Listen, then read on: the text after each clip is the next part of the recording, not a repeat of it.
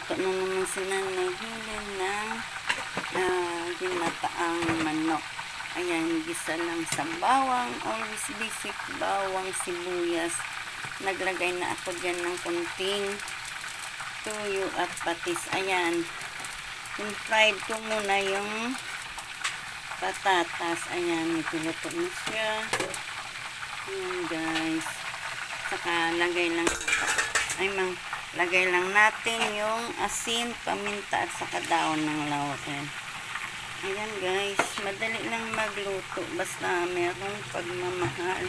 Dati kasi hindi din ako marunong magluto. Ayan, nood lang sa YouTube. Ayan, spargins lang guys. At saka ilagay na natin ang ating kukumamagata. Ayan, depende naman yan guys. Naglagay lang akong 2 basong tubig. Depende naman sa inyo kung damihan mo ng tubig.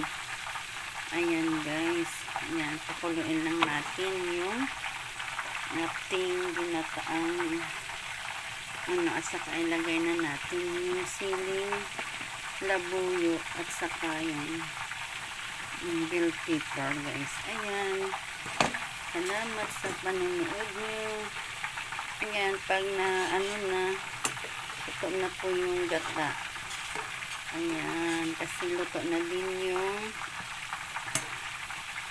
patatas at saka chicken. Ayan, pakuluin na lang natin hanggang sa maano yung gata. Thank you guys sa panonood nyo. Ayan, yung ginataang chicken ni Nanay Helen. Thank you sa support nyo. Ayan, kumukulo na siya. Umaapal na. Thank you guys. Takpan na lang natin.